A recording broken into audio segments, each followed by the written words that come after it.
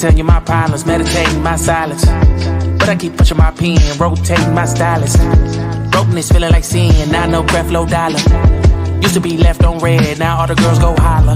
Now all the girls go follow, all the fake fans gon' pile up. I need peace to borrow, get that shit right back tomorrow. Somehow all the fans go bravo, smile so much to hide my sorrows. Faith is shaky in vibrato. I can't hold a frown too long. I can't stay down too long. Welcome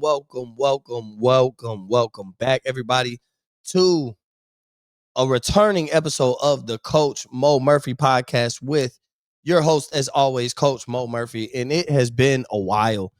Actually, the last time I recorded an episode was back in February. I've been a really busy man since then. The high school basketball season ended, and now I'm coaching AAU, coaching on the circuit, coaching for a team sponsored by Adidas. We working in high school in the off season.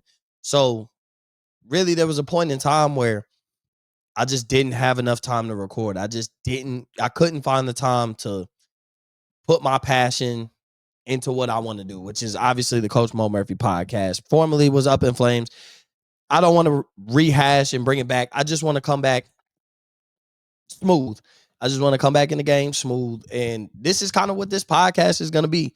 Just talk a little bit about the NBA playoffs. Obviously, I was watching the New York Knicks finish the sweeping of the series in the second round, heading to the Eastern Conference Finals. Shout out to the New York Knicks. They advanced to the Eastern Conference Finals by sweeping the Philadelphia 76ers. So that's kind of going to be the first thing I want to talk about is the Philadelphia 76ers. And is the Joel Embiid experiment done? The 76ers were able to beat Boston in the first round. Joel Embiid came back, had a slight impact, and they were able to advance past Boston. And Boston has its own questions that it has to answer in the offseason as far as what's next for the Boston Celtics. How can they improve and how can they become a team? Do they just need, a full offseason of Jason Tatum returning? All of those questions surround the Boston Celtics. But now these questions surround the Philadelphia 76ers because they were able to advance to the second round. Joel Embiid missed the game right on cue. And now you're the Philadelphia 76ers and you're wondering, like, what does our future hold? Is the process finally over? Ever since Joel Embiid has been a Philadelphia 76ers, it's always been trust the process. Trust the process. And they've tried to trust the process as long as possible. And we all know, like, I am a big advocate for Joel Embiid. I always say when he's healthy, he is a top 5 player. If Joel Embiid spent another season healthy, he could win another MVP. Like, Joel Embiid is just one of those guys that when he's healthy, I mean, he walked into the Boston series, hadn't played in over a month, and gives you 26 and 10, just basically on the wake up on the decision that he felt good enough to play that day, walks into Boston and gives you 26 and 10. So that tells you the type of player that Joel Embiid is. But I just think with the moves that Philadelphia has made, I mean, they're either tied to this team, which is Tyrese Maxey, VJ Edgecombe, Paul George, Joel Embiid, and whatever they could put around that, or they might need to possibly entertain the possibility of Joel Embiid no longer being in Philadelphia. Now, this is a tough offseason for that to happen. Now, the LA Clippers and Kawhi Leonard, his future as a Clipper is up in the air. There's a possibility where he could be in another jersey this offseason. And we're going to talk about the person that's probably going to hold up the entire offseason based on the decision that they make in Giannis Antetokounmpo. But the Philadelphia 76ers, I think it's time to move on from Joel Embiid. Now, what a trade would look like, who would be invested in the Joel Embiid sweepstakes, who would give up what for Joel Embiid are all questions that would need to be evaluated and answered over time. But just the immediate question of should Philadelphia look to move on from Joel Embiid, I think the answer is yes. I think you've maximized what you're going to do in Philadelphia. I think Joel Embiid is a championship type talent, but he's just never going to be available. I don't think even if the Philadelphia 76ers go on a long playoff run, like, you're going to need Joel Embiid in one of those series, whether it's the Eastern Conference Finals, whether it's the NBA Finals. With the way the team is constructed right now, you're not going to win a championship without Joel Embiid.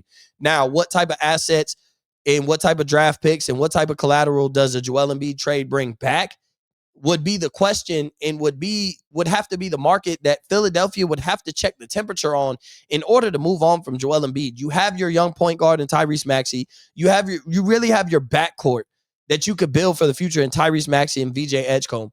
Paul George had some moments in this playoffs. Paul George had some moments as he came back from suspension where Paul George can play really well, and he could be a very good an elite role player. And on championship level teams, you need an elite role player. You need a guy like Paul George that night in, night out is going to give you anywhere from 16 to 18, but on any given night still has that ability to score 30, still has that ability to go unconscious from the three or from the field or just get in his bag and be able to score buckets. And Paul George can do that, especially as a solid supporting piece for this backcourt. So to get rid of Joel Embiid, I don't know what it gets you back, because what team feels like they're Joel Embiid away from winning a championship that they'd be willing to give up any future assets or anything that they could build?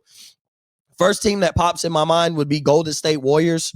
Steve Kerr just signed a 2-year contract extension, so I think they're going to try and maximize the last couple of years of Steph Curry, possibly Draymond Green, and whatever else is in Golden State. And, you know, I think they got the draft capital. I think they got some players that they could make some moves. Maybe they just go all in on, like, we'll take a gamble that Joel Embiid can be healthy enough to have an impact playing with Steph Curry. Now, I'm not saying Joel Embiid is going to go to the Golden State Warriors. I'm just floating out the idea of what type of team would probably want him. I don't see him going to like a hot topic team like the Lakers or Miami, who we know every time a superstar is available, the Lakers and the Miami Heat names are going to be thrown in the mix. They're going to entertain the possibilities of bringing said star into the city. I just don't see it making sense for either of the Lakers or the Miami Heat. So I don't really know where Joel Embiid will go. I can't say there wouldn't be plenty of takers, or I can't say there wouldn't be plenty of people, but Joel Embiid is an interesting case because of one person, and that's Giannis Antetokounmpo. Now, Giannis has to decide his future and what he's going to do with the Milwaukee Bucks here. And, you know, the Haslam family said, basically, we would love for that decision to happen prior to the NBA draft. Now, obviously, the NBA draft lottery came out. The Milwaukee Bucks know where they're going to pick. If I'm not mistaken, they fell at 10th, so they're going to have the number 10 pick in this draft. But Giannis kind of gets to have an opportunity to really see, like, this is he's heading into the summer, which would be the last year of his contract as a Milwaukee Buck. Does he sign the contract extension for the Supermax, or does he request a trade and basically end up getting traded and having, you know, he's going to get traded somewhere where we would assume that he would have to agree on a contract extension before the team pulled the trigger on making a trade. Now, obviously, the Giannis conversation has been a topic of conversation ever since the Milwaukee Bucks season has ended for probably the past 2 to 3 years. I think at this point, us as NBA fans, us as NBA analysts, us as podcasters, anybody that talks ball is almost begging for Giannis to create another opportunity for himself outside of being in a Milwaukee Bucks uniform. Where that may be, I personally would love for it to be in a Miami Heat uniform. Now, I've had my reserves a little more now than I would have 6 months ago, because Giannis pops up around this time every year towards the end of the season. Giannis has an injury. Now, is it a major season-ending injury? Has he had anything torn? No, but he's on the other side of 30, and some of these nagging injuries that you catch towards the end of the season, it's just not a good look for me to kind of take and gamble my future on trading for Giannis, because I think any team that trades for Giannis Antetokounmpo is really essentially trying to put themselves or level themselves, put themselves into a win now window, or level themselves where they're possibly in this win now window and they're trying to advance their odds of possibly winning a championship. So you're not trading for Giannis without really considering, like, this is a championship move. I am trying to win a championship by acquiring a talent like Giannis Antetokounmpo, who obviously, you know, outside of this past season, for the simple fact he was hurt, has been and really inarguable one of the 3 best players in the league on a night-to-night basis for probably the past 5, 6, 7 years. So you when a guy like that, if he does become available, if he does say he's not going to sign his contract extension in Milwaukee, and he does say he's going to look to move on, what does a trade package like that look like? I mean, we know Miami, allegedly had offered basically Tyler Hero, Khalil Ware, and some draft capital. And I don't know if they threw in Jaime Jaquez in there, but they've made an offer and they've made a push of showing their hand of what they're going to do for Giannis. Now, what does that offer, now that Miami has the 13th pick this year in the draft, like, obviously, do they include that with the lottery coming out, Miami landing the 13th pick? that pick doesn't have as much value as it would have inside the top 10. This still is a loaded draft, and you could get a quality player that could help contribute to a team, especially a team that's building towards trying to become a championship team. But Miami, are you trying to take the type of season that you had from Bam Adebayo and pair that with Giannis Antetokounmpo and see where it goes from there? I think that's really one of the more likely destinations. Somebody, I've heard people throw out the Orlando Magic, and could they make a swing at Giannis? The Portland Trailblazers would love to make a swing at Giannis. I don't think that makes that much sense. I know Damian Lillard is supposed to be coming back next year, but that was essentially a failed experiment in Milwaukee. And so I don't see it being any better by taking the same experiment and flipping jerseys. Now, with the outburst coming into the playoffs with the performance and the coming out to the world moment with that Danny Avila had, I could see where Portland feels like they got some players. They got Scoot Henderson. They got Danny Avila. They got some guys that they could that have peak value right now for the Portland Trailblazers. That would definitely be an interesting trade package for the Milwaukee Bucks. But I just don't see the point in the Portland Trailblazers except for saying like, hey, Dame, we're sorry that we traded you to Milwaukee. We brought you back. We allowed you to rehab. We think you're going to be healthy. You're ready to go. And we're going to give you the best opportunity to end your career in Portland and have an opportunity to win a championship. But with the gauntlet of the Western Conference, with Oklahoma City Thunder possibly going back-to-back with the ascension of Victor Wembanyama and the San Antonio Spurs, you still have Luka Doncic in the Los Angeles Lakers uniform, so who knows what that team could look like after an offseason, and depending on what LeBron James' decision is, the Houston Rockets are going to make some move, but Kevin Durant and company is still in the Houston Rockets uniform. The Phoenix Suns kind of perform better than everybody expected up to this point, but that could be some guys, some veteran guys look to kind of join that Phoenix Sun team and contribute to a team that could make a run in the playoffs next season.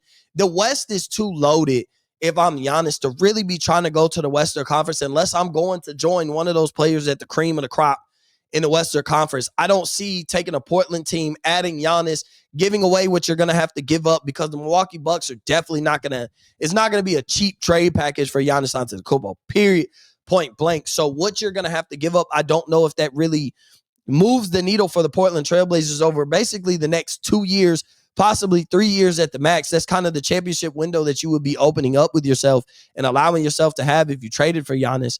And I just do not see it being beneficial for the Portland Trailblazers, as opposed to going the route and adding Dame to this team that went to the playoffs and won a game against the San Antonio Spurs. You bring Damian Lillard back, you see what you could build from there, see what moves you could entertain at the trade deadline, see some acquisitions you could make in the offseason, see what that draft pick could do for you.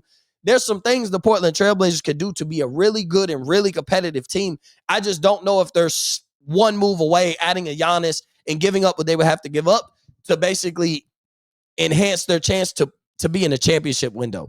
So with Portland coming up in the Giannis sweepstakes, I get it. Maybe his relationship with Damian Lillard, he would love to try and rekindle the flame and do it in Damian Lillard City where he would be happy.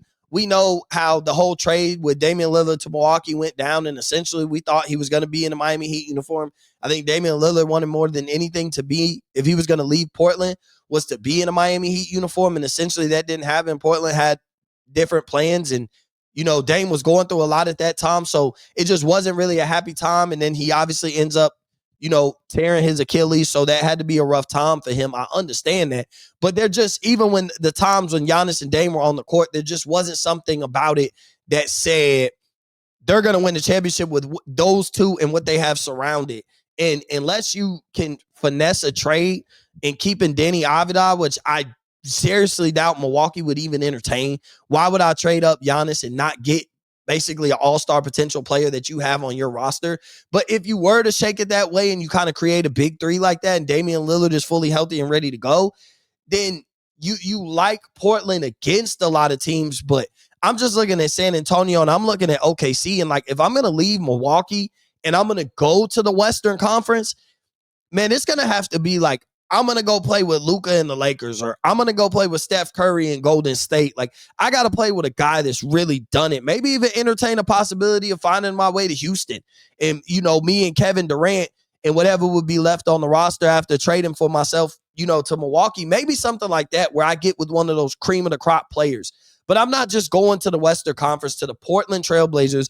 I basically would just be leaving Milwaukee in the Eastern Conference to go to Portland in the Western Conference, which is pretty much equivalent. And if you ask me, Portland's probably one of the worst cities you could live in America. So I wouldn't sign up to leave the Midwest to go to the Pacific Northwest and go up there to Portland. That's not a city. I would not leave Milwaukee for Portland.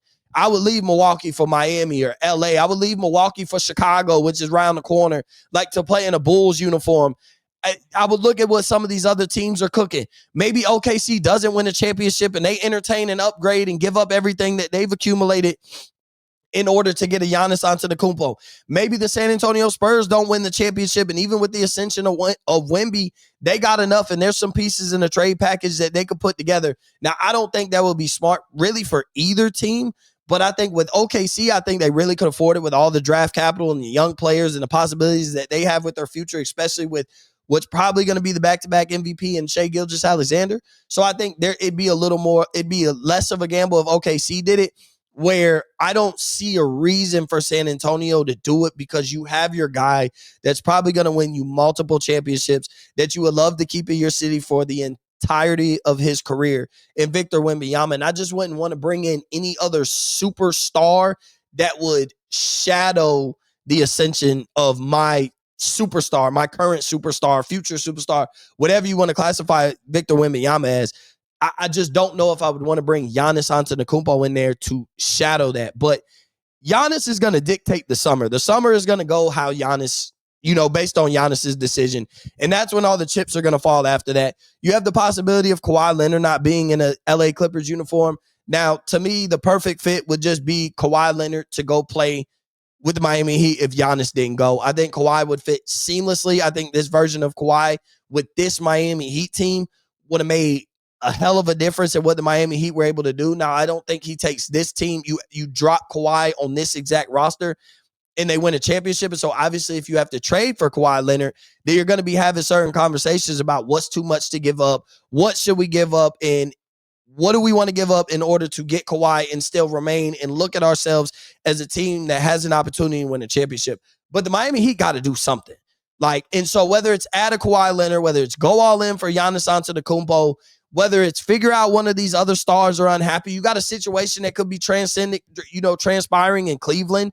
There's so many situations that these playoffs are essentially going to bring problems, or they could bring the issues out to the forefront, and the questions that are going to have to be answered will be answered when certain teams get knocked out of the playoffs.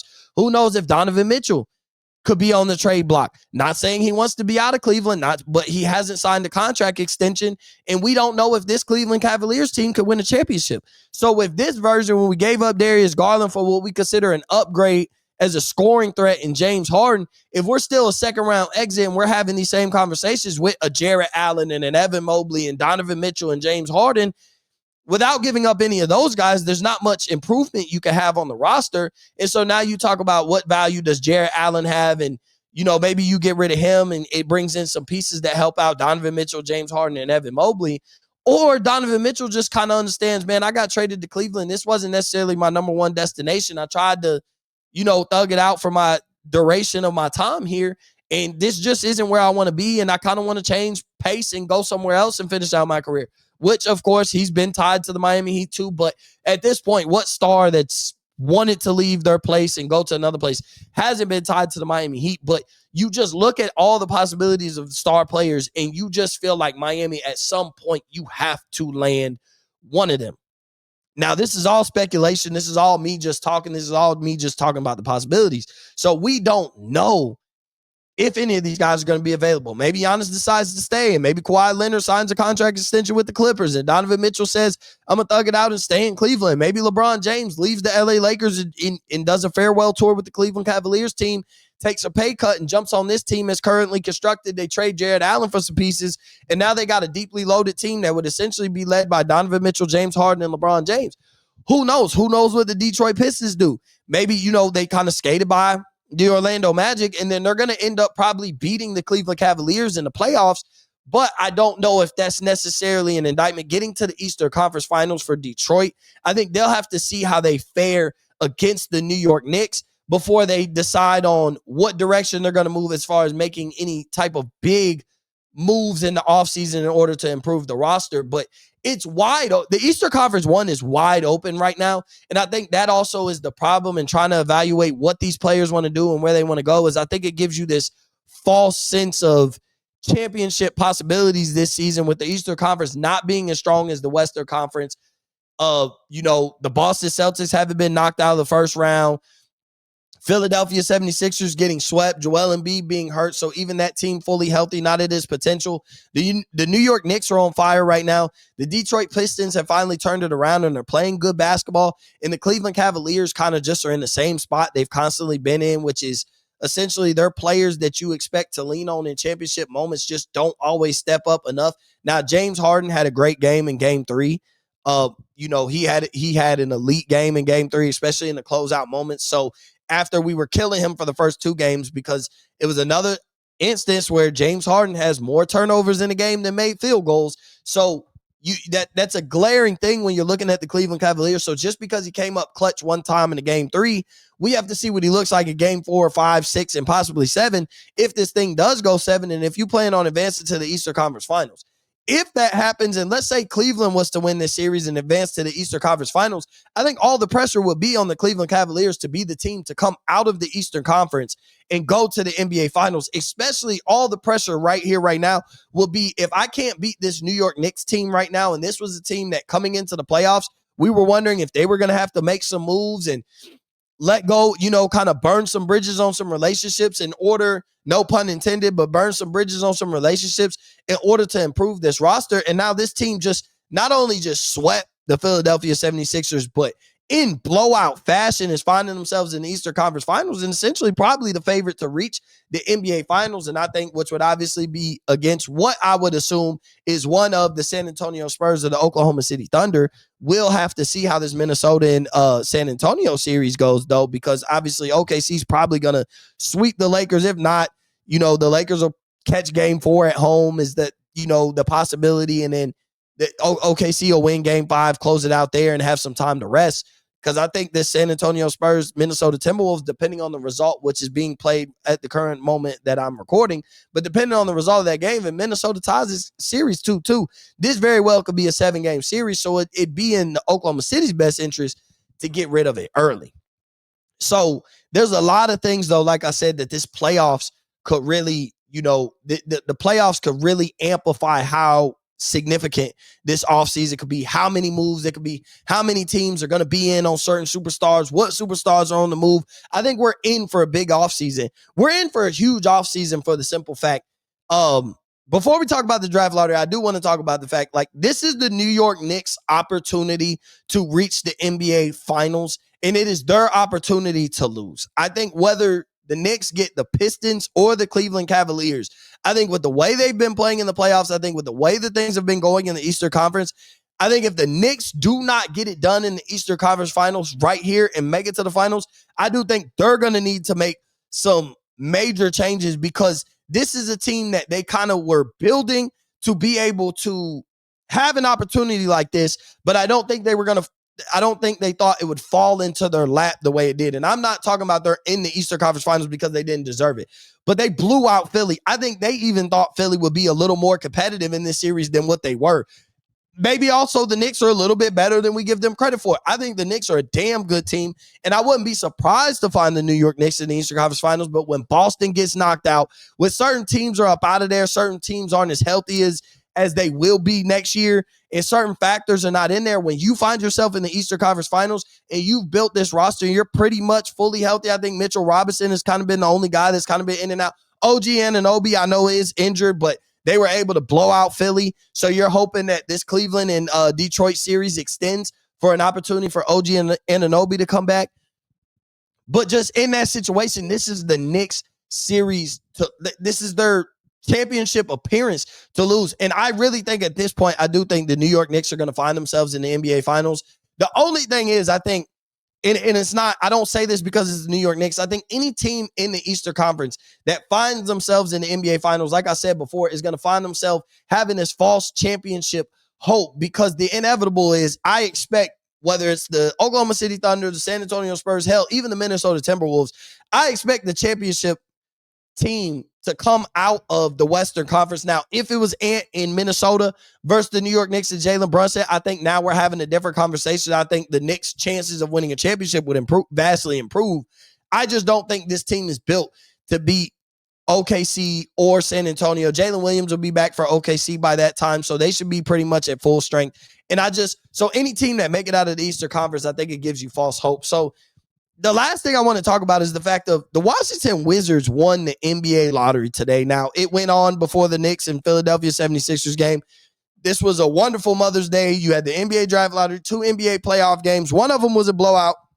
Obviously, the Knicks finishing out the series, blowing out the Philadelphia 76ers. I feel like I keep reiterating that. I don't know why. I don't even have this disdain or hate for Philadelphia 76ers fans, but it's almost like throughout the show, I just keep reminding them that the New York Knicks advanced to the Eastern Conference Finals in blowout fashion over the Philadelphia 76ers. But prior to that game being played, which I thought Philly was going to have more fight than they did, the NBA draft lottery happened. Now, drafts in sports are huge, especially when you talk about the NBA draft and you talk about the NFL draft.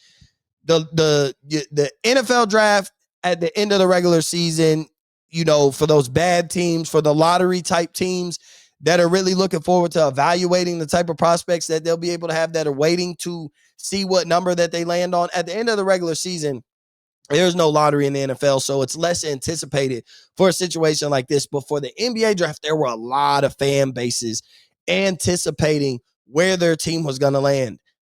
Fan bases like the Miami Heat are absolutely pissed. They feel robbed. They feel like if this NBA lottery is going to be rigged, then Adam Silver must hate the Miami Heat for basically giving them the type of for them having the type of season that they had, essentially not tanking and trying to ultimately be competitive, be in the play-in, and then you end up getting the 13th pick, which I don't have a problem with. I just know coming into this lottery with the odds that teams had to be top 10 or higher and this, that, and the other, the Miami Heat fans definitely wanted something more than 13. Now, this is a loaded draft, and you really could get a quality role player, but people wanted to get closer to that top 5, 6, or 7, especially that top 4, getting into that top 4. And so now we have an interesting dilemma for the team that got the number 1 pick, and that's the Washington Wizards, because they have a young core that basically had to play on their own. They made a move and got Trae Young. And then they made a move and traded for Anthony Davis. Now, we didn't really get to see Trae Young and Anthony Davis together, but the possibility of those two when healthy with this young core of the Washington Wizards, I think would make this Washington Wizards team a decent team, a team that could make the playoffs, a team that you wouldn't be surprised is the 6th seed and we're talking about AD and Trae Young both being healthy for the majority of the season, playing 65 to 70 games at bare minimum. You wouldn't be surprised if this Washington Wizards team was actually able to do some things and make some type of noise in the Eastern Conference.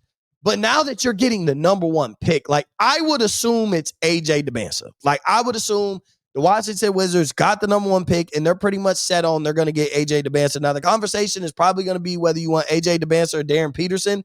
That's probably going to be the two that the Washington Wizards are going to have tough conversations of, evaluate the closest and just constantly do their due diligence on those two players. I think it's going to be AJ DeBansa, though. I think that's the safe pick when you have the number 1 option. AJ DeBansa was pretty much available, healthy, and ready to go throughout the season. We know Darren Peterson had his health scares, health injuries, health concerns, and that's for him and the doctors and the other teams when they interview him to figure it out. I have no idea. But adding AJ DeBansa with a Trae Johnson and Trae Young and Anthony Davis and kind of this young core that they have, you look at the Washington Wizards a little differently, but acquiring this number 1 pick now, like knowing that I could get my superstar of the future in AJ DeBansa, does that make me entertain really not even playing Anthony Davis in the Washington Wizards uniform and going ahead and shipping him off this summer? And I think that's a possibility. Now, what does AD's trade value have? I don't know. I don't think it's too high. I don't think his trade value is the highest of the highs, but at the same time, it'll get you something in return back. And you making that move is telling you, like, we got the number 1 pick. We got our star. We got a point guard to go alongside of him. We got some things cooking. We got some young pieces we can move around. And basically, we're building for the future. And it's going to be around basically Trae Young, AJ DeBansa, and whatever we can put around that. and get rid of AD, and whatever pieces that we get or draft picks, we can add to that build. But I think for the Washington Wizards, I think having the number 1 pick, unless Anthony Davis was just adamant about not playing in the Washington Wizards uniform, I don't know if that's a conversation I would even entertain until December, January timeframe when we start coming up on the trade deadline. Because if Anthony Davis is available and Trae Young is available and AJ Debance is drafted to the Washington Wizards, you at least want to see what that team could look like, at least for the next 2 years. Anthony Davis isn't 36, 37 years old. When healthy, he's still one of the better two-way, if not the best two-way players when you talk about his impact on offense and defense outside of Wemby in the game. And Anthony Davis will give you 30, 10, and 3 or 4 blocks on any given night when he's healthy. And I know to gamble on his health is a conversation for another day, but you're not gambling on his health because you already have him in a Wizards uniform. So you could at least entertain, because one of two things. You could love how this looks with the Anthony Davis, Trae Young, AJ Debance, or this could just be a whole move of, as long as we show that this team is really competitive and Anthony Davis is healthy, he will increase his trade value, and we're still going to stick with we want to build around AJ, we want to build around Trae Young and whatever we could get back from Anthony Davis. But it wouldn't be a conversation unless Anthony Davis knocks on the door and is really trying to evaluate what it looks like for the Wizards and whether this is what he wants to do in the Wizards uniform.